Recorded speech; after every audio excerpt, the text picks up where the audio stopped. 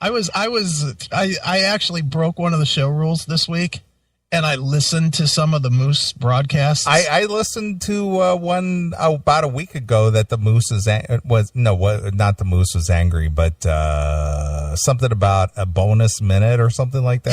Yeah, that's the one I listened to too, and I was like, man, this guy stinks. How can he think that's good? Well, he doesn't get how out of touch he is, or he just doesn't really understand how things really work. Right. He doesn't get it. Do you think it's like that all over Oklahoma? Or do you think it's just him? Well, here's the thing that I picked up from the show, from listening to that. Yeah. And this goes back to the Dirt Talk days. Yeah. He thinks he has this attitude that he is the star.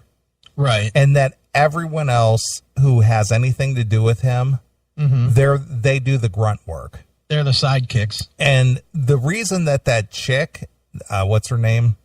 The wife, whatever. No. She's not the girl who does the two song, the twofer. Oh yeah, I don't know what she's some chick out of Texas. Okay. Well, she puts the whole show together for him. Oh, is that why she's there? Yeah, that's her only function. Is he doesn't do anything. Right. He just does the talking parts. Wow. She puts the music together. He does is record his talking parts, and she's the one who edits the show together. That's Mary, by the way. Yeah, Mary. That's it. Metal Mary or whatever the hell. Yeah. But the thing is that she basically is his intern. So in our reality, just like what he did with Dirt Talk, he thinks that everybody else, he's the talent. He's the talent, and he doesn't do any of that stuff. Right. And all he has to do is show up and turn on the mic because he's so scary talented that whatever comes out of his mouth, it's like a proclamation from God. And then everybody else needs to do all the work, like post the shows and put it together and do the editing and this and that. And all he does is just sit back and, ramble. Mm-hmm. Well, here's what I don't understand, though. When you've been doing this on and off for 10 years, which he has been, and you've never had anybody on any sort of professional level give you an ounce of attention, when do you accept that you're not good enough to do it? Well, he thinks that the industry is skewed against him because he's so out there. But it's the industry he wants to be in. I understand, but see, he's bucking the protocol. Do you think he really believes that, though, or do you think that's just the bullshit he puts out? I think he actually. I think that he actually believes that he's so edgy, or he bucks the trend, or he doesn't fit within the regimented way that things are, that people avoid him and he thinks that he's a rebel. He really does. He really does think he's rebellious. He's a rebel, and he's just doing something that's unorthodox in some way, shape, or form that people avoid him because they're intimidated by what he does. Right. He does. He really does believe that. I just don't. I just can't believe that 2 shows in now that have both not gotten an audience. And I mean, he's got 3,000 listeners on Spreaker. I don't even think it's that high, is it? I don't know. I don't know what it is, but I know what it's not. It's not 700,000. No, of course not. It's not even a legitimate. He's been doing it for a year, and he's under 10,000 listens. Yeah. It's under 1,000 a month. That's when you just got to say, look, I'm not doing it. Yeah, it's not hitting. It's 300 a month. Yeah. Yeah, it's nothing. And let's be, if we're going to be realistic here, not that, me and you accept that the CMS is a hobby. It is. We do not try to make it a business. Every time we talk about making it a business, I think I'm the one that balks at that. I don't want it to be a business. I don't want to take the fun out of it. Right. And I handle the production side of it like it is a business. Mm-hmm. You do. But I mean, and I do handle promoting it like it's a business. And I think that's why we've grown, because the combination of sounding good and, being available everywhere, working, doing some work to make it available everywhere has helped the show. Absolutely. And that dude, he puts it on fucking Facebook and hopes that somebody hears it? Yeah. Fuck is that? Well, it's the whole attitude of build it and they'll come. Yeah, they're not coming. No.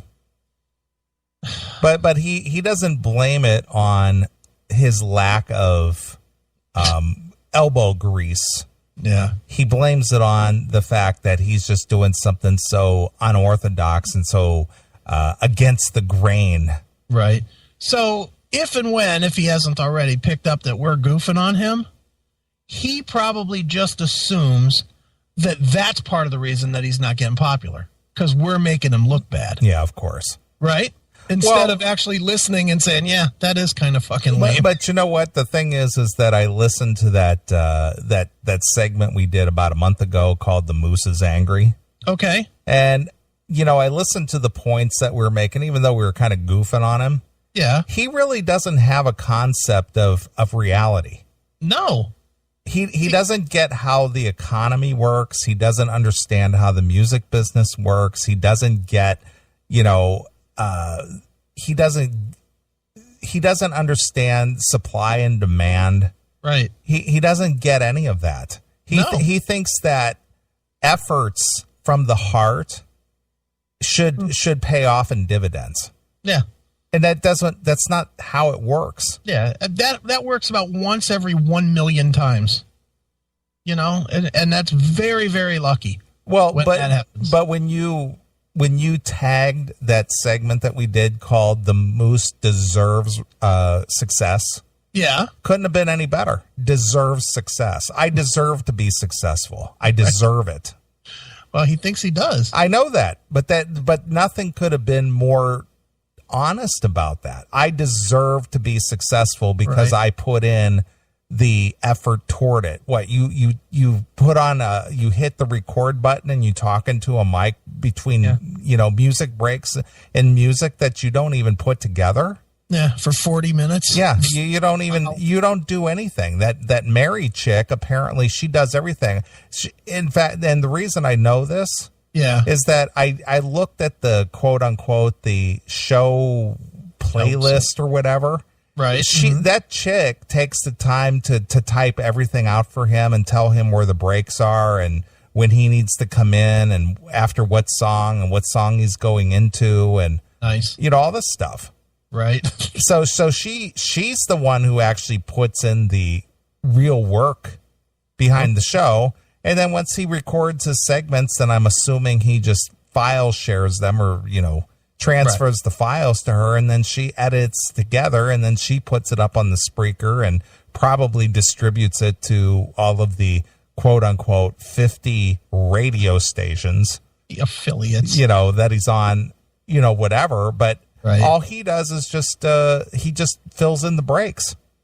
Wow. Because he's the talent. The talent. What a douche. But see, that's how he looks at himself, is that, I'm the talent and everybody else needs to do all the work. Right. And that's the way he treated that Dirt Talk. Same way. Oh, yeah. Black Metal Ray, he was just the guy who needed to put the music news and all that together. And then, his chick, that Black Metal Ray's chick, I think she was the one who actually web hosted the temporary website that they had, so everybody else is the one who contributed. And then of course, if you fans contribute the money, I can, print us some shirts. Yeah. If you send me money first, then I'll make some shirts up. Right. So it's just like, you guys need to do everything because I'm the guy who's just, I'm the draw here. Right. I'm so scary talented. That's right. Everybody else needs to do all the work. He's a case, man. He is. But that's what I gathered from listening to a couple of the episodes and, listening to him philosophize on some of these things. Right. he really has zero concept of reality. Right. Well, that I've definitely always noticed. That was why it was so fun to get to. Yeah. Is because you could pick apart his concepts of life so easily. Yeah, he just doesn't get it. Yep. You know, if everybody, you know, if life were productive, you know, through dreams and rainbows, we'd all be successful. Right. Yeah, of course. Dude, nothing was funnier than when the fans sent over the fucking pictures of that school that he's a quote unquote professor. Yeah, he's a professor. He works at a strip mall. He works at a fucking dumpy strip mall, Yeah. too. Well, It looked like a good strip mall. It's Oklahoma. Yeah. I'm assuming you've never been to Oklahoma. I have not. I mean, other than the weekly run that we did to Enid to broadcast the show. Yeah. But, you know, Oklahoma is, I mean, I in my previous job, I had to go to Oklahoma several times. I'd been there before, but, Okay. you know, I had to go to Oklahoma on a few occasions Sure. during the last 2.5 years. Right. And it's a Hick town. Or Hick state rather. Really? You know, it's just, it's everything that you see in, you know, Deliverance. You know, it's just, it's a Hickish state. Really? You know, it's cattle and oil. Right. That's it. But I just have a hard time, even if that's true, which I have no reason to believe it's not. What keeps the people themselves so, you know, backwards? I mean, they get the same TV and shit that we do, same news, the same shows. But they're I don't know, the two big towns or cities of Oklahoma is obviously Oklahoma City and Tulsa. Right. And that's it. That's it. That's the cultural center of Oklahoma. Okay. And it's, you know, it's just middle America. I mean, and this is not putting, you know, people who live in Oklahoma down. Yeah. But it's not exactly the cultural center of the United States. Right. But I mean, so it's not sophisticated and it's very unrefined. But let me draw sort of a comparison. Obviously, around here, Cleveland is the big city. Cleveland, Columbus, whatever. Right. Right. So if you go to, I don't know, Akron, where I know you lived for a while. Yeah, sure. Are the people less sophisticated in Akron than they would be in Cleveland or Columbus? No, but it's within that region, though. All right. Well, let's say, I don't know, Youngstown. Yeah, but the thing is that Ohio is not what you would consider a plains state. Okay. You know, there's a lot of, you know, we don't have ranchers in Ohio. Right. You know, and the thing is that in Ohio you do have Cincinnati, got Columbus, Cleveland, Akron, Canton. You know, at one time, Youngstown, Toledo, right. You know, so you do have some more or less major metropolitan areas. Right. I guess my question is why when they have the same access to what is going on in culture and pop culture and whatnot, do they not adapt to it the way that this, you know, Ohio or Chicago or New York or because LA it's sort of a simple existence. Okay, you know, they don't want to. Yeah, so it's simple. It's farming, it's ranching, it's, you know, it's wide open spaces. You know, it's not sophisticated in any way. Okay, you know, the educational system isn't the greatest there. Right. You know, so you're going to get that. Right. You know, I'm not a big proponent of huge cities or big metropolitan areas, but they do bring something to the table as far as modern technology or advancing, I don't know what you want to call your existence. Okay. But if you live out in the middle of, a wheat field, right? You're not going to get that same cultural experience. Right. The TV can only do so much. Right. Okay. So I just don't understand. I mean, I guess because I've never lived that way. I've always lived near a big city. Right. Oh, I mean, even when I was out of the country, I lived near Seoul. So, I mean, I've always lived near, I lived near Seoul. I lived near San Francisco. I lived near Tucson. I lived, obviously, now Cleveland or Columbus or whatever. I'm spending half my time living near Pittsburgh. So I have always lived near bigger cities. So I don't understand the whole, hilljack attitude, I guess. Yeah, sure. So, it's the lack of, I guess the only term I can come up with is the lack of sophistication. Okay. Because they're not fancy people there at all. Right. They're just kind of salt of the earth, work the land, raise the cattle. They're just not sophisticated, and so the lack of real life experience, I guess, just doesn't affect them. Yeah, Jackal One in the chat room. Isn't Lima a redneck? Well, it is. It's less redneck. It's more. I don't know what you want to call it. White trash. Yeah, it's. Because they have like major industry there. Well, they used to. They still do. They have like that tank building. Yeah, the General Dynamics. And don't they have like a Ford or a GM plant? Ford used to be. Yeah, I don't know. I guess they still have it there, but there was an engine plant there, I believe. Ford had an engine plant there, and General Dynamics, and but it's a depressed city. Right. It's kind of like Youngstown. Youngstown back in the 60s and the 70s used to be a pretty bustling place. Oh boy! But now it's a rust belt. Yeah, now it's a roll up your windows and lock the doors and drive fast. Yeah, place. it's mini Gary. Yeah. But I don't know. There's a lot of places around, the country like that. Right.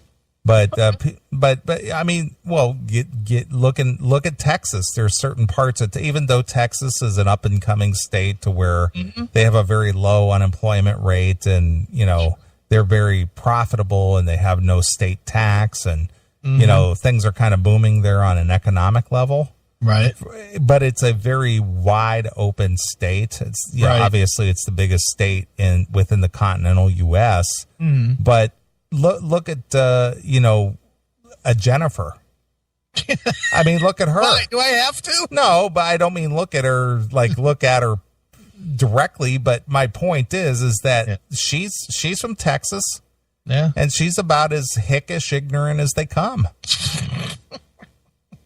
Yeah, she's dumb, all right. Yeah. But that is indicative of those wide open spaces like that. So do you think a dummy like Jennifer, do you think that she lives like a good distance away from like a Dallas or an Austin? I would have to think so. Okay. Because I can't. I spent, when I was working at that one company, I spent almost a whole year in Texas, in Houston and in Austin. And those were some big cities. Yeah, man. but you were living within the metropolitan area. Yeah, absolutely. But the outskirts, where there's literally nothing. Right. Yeah, again, cattle farms, oil derricks. Ranches, very unsophisticated. Yeah. No, it's true. It's just very blue collar, salt of the earth, hands on, existence. Right. But when it comes to education and sophistication, that's really secondary. Yeah. So really, because I'm fairly smart, I could move to Oklahoma and build a dynasty? I think so. You could build a 56-story building that shows how big your dick is. Okay, Rev, thank you. When I hear comments like that, right, that just goes to show you that you have zero concept of commerce. Right. Yeah, because he built a big empty building. Yeah. They just look, those oil companies, they just build a 56-story skyscraper in downtown Oklahoma just to show how big their dick is. Yeah, they do. Yeah, like there's no return in investment on that. It's Yeah, just, oh, exactly. look at how big our dick is, world. Yeah, he is brilliant. Yeah, that's my point. It's just like, you don't get it, do you? There had to have been a lot of due diligence done there to see if that was economically feasible to actually build a building to make it, have a return on the investment. Yeah, and you got to imagine there were some contracts signed in advance for, Yeah, to say, okay, yeah, we'll build this thing because in the end it's going to be profitable. Right, of course. But see, that doesn't enter in. Right, no. It's just we're just showing our might. That's right. But that goes into the whole class envy thing. Right. The don't haves look at the do haves that they're just doing this to flaunt. Right. And it just doesn't work that way. No, it definitely does not. So, yeah, I listened back to that show that we did, like I think it was about a month ago, that the moose deserves success. Right. And I laughed about that. It's hysterical. It's very true. It is very true. So